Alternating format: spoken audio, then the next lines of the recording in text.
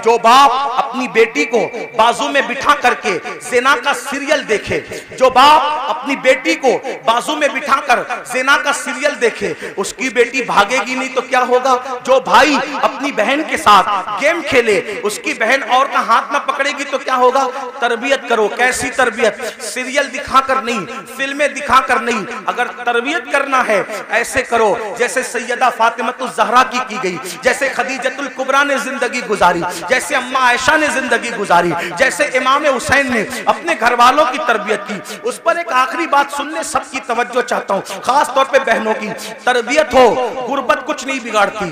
तरबियत हो, गुर्बत कुछ नहीं बिगाड़ती। आइए, उससे बड़ी गुर्बत किसकी होगी? जो करबला में अहलुल बैत को थी, नबी के खानदान को थी। अल्लाह अकबर। आइए, उस गुर्बत की हल्की सी अक्कासी करता हूँ। उस गुर्बत को देखना है, उस शामे गरीबा को देखो। अल्लाह अकबर। आए थे तो खैमे के अंदर नौजवानों की कसरत थी, खैमे गजगजा रहे थे नौजवानों से। अल्लाह अकबर। लेकिन जब जा रही है सैयदा ज़ैनब पाक करबला आई थी तो दर्जनों जवान थे घर में और खैमे गजगजा रहे थे कड़ियल जवानों की जवानी से।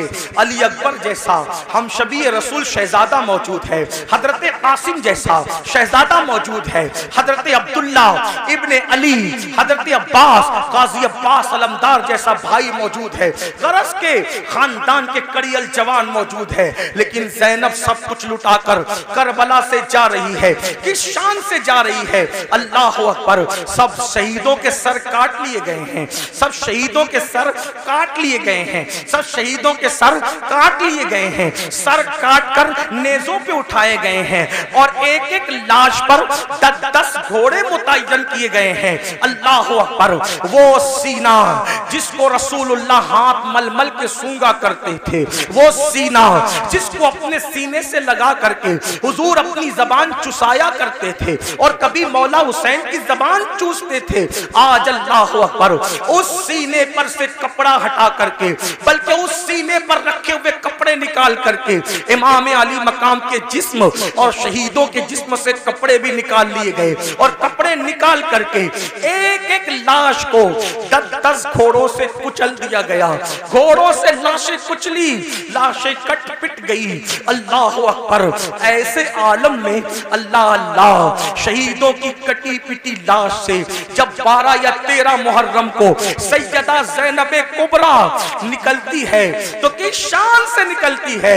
मौर्रिखीन लिखते हैं सैदानियों के हाथों को रस्सियों से बांध दिया गया था और पैरों में बेड़ियां डाल दी गई थी। अल्लाह अकबर। इमाम अहले सुन्नत के छोटे भाई उस्ताज़े ज़मन के बकौल उनकी तहरीर की रोशनी में बीबियों के ज़ेवरात तक छीन लिए गए, कानों की बालियां तक छीन ली गई, हत्ता के दुपट्टे तक छीन लिए गए। जिनके घर में इजाजत के बगैर जिब्रील नहीं आते थे, आज उनके सरों के दुपट्टे भी छीन लिए गए हैं। अल्लाह अकबर।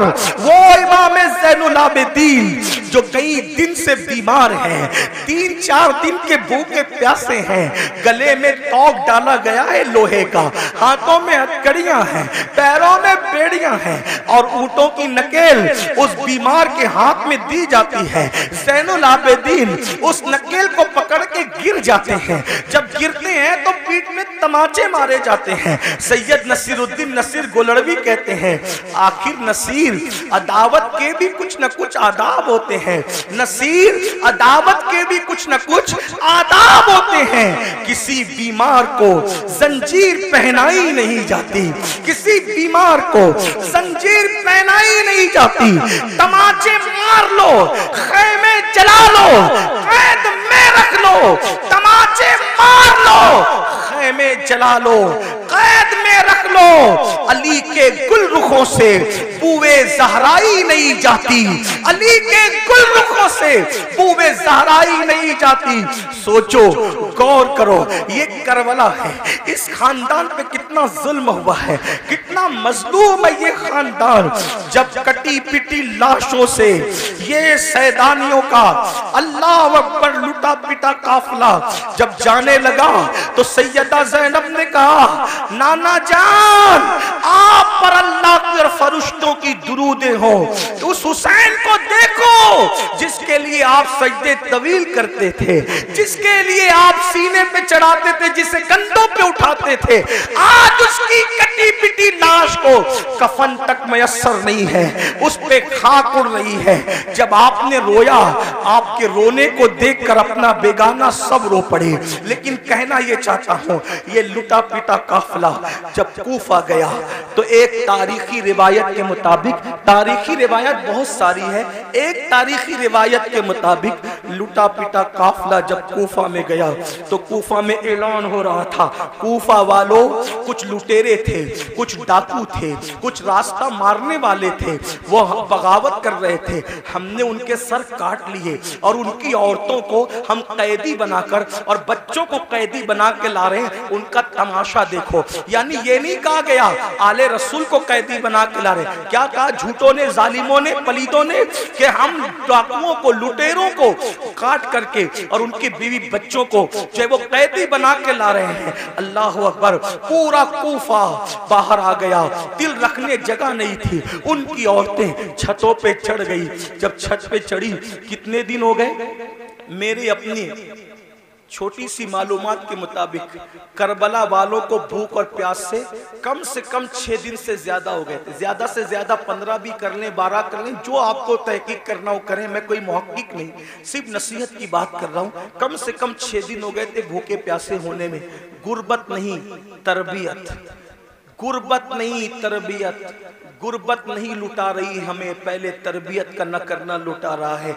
जब ये काफिला जिसमें बीबियों की चादरें छीनी गई, बीबियों को रस्सी से बांध करके नंगी पीठ पर बिठाया गया और कहा गया कि बागियों की औलादों को और बीबियों को कैदी बना के ला रहे हैं, तो कूफा की औरतें छत पे चढ़ गई थी। सैयदा ज़ैनब ने कहा, ऐ नबी की बेटियों, ऐ नबी की बहुओं, ऐ नबी की नवासियों, तुम दुपट्टे से अपना मुंह ढकती थी, अब तुम्हारे पास दुपट्टे नहीं है तो अल्लाह ने तुम्हें बड़े बाल इसलिए दिया है कि अपने बड़े बालों को अपने मुंह पे डाल लो और अपने बड़े बालों से पर्दा करो।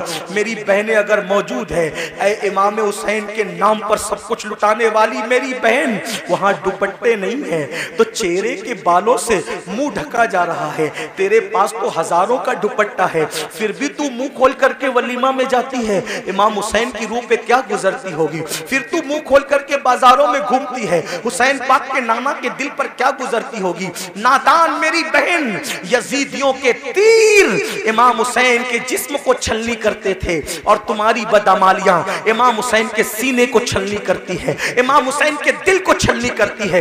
यजीदी न बनो, सच्चे हुसैनी बनो। बहरहाल चेहरे पे बाल डाल लिए गए। कूफा की औरतें ने जब देखा, औरतों ने, छोटे छोटे बच्चे हैं, छोटे छोटे बच्चे हैं, औरतें हैं, तो उन्होंने रोटियां और खजूरें फेंकना शुरू की। सदका सदका सदका।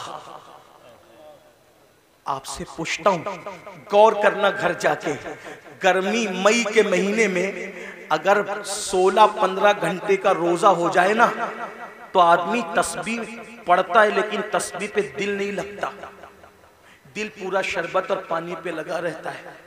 और सच्ची बात यह है, जब अजान होती है तो आदमी ये भी नहीं देखता मेरी अम्मी ने रोजा खोला कि नहीं, मेरे अब्बा ने खोला कि नहीं, बीवी ने खोला कि नहीं, बच्चे ने पानी पिया कि नहीं, सीधा गिलास में हाथ डालता पहले शरबत और पानी पीता है। 16 घंटे की भूख और प्यास सबको भुला देती है। ये हुसैन पाक के घर की तरबियत थी। 6 दिन से ज्यादा की भूखी प्यासी सकीना, शहजादी सकीना, जिसकी उम्र सिर्फ 7 साल की थी, जब रोटी आई सदका, तो फूफी की तरफ देख के कहती है, फूफी अम्मी, हम तो आले रसूल है ना, हम पर तो सदका हराम है ना, तो क्या इतने दिन भूखे प्यासे रहने से सदका हलाल हो जाता है? इतने दिन भूखे प्यासे रहने से क्या सदका हलाल हो जाता है? तब सैयदा ज़ैनब ने गजबनाक होके कहा, ओ कूफा वालों, हम आले रसूल है, हम सदका खाने वाले लोग नहीं है। और अपनी भतीजी को कहा, मेरी बेटी, हम सदका खाने वाले लोग नहीं, सदका न खाना। आपसे पूछना चाहता हूं, वो सदका, तवज्जो कर, वो सदका जो सिर्फ आले रसूल पे हराम है, तवज्जो, वो सदका जो सिर्फ आले रसूल पे हराम है, इतने दिन की भूख और प्यास के बाद जब उन लोगों ने वो हराम सदका नहीं खाया, तो वो सूद जो सूअर की तरह हराम है,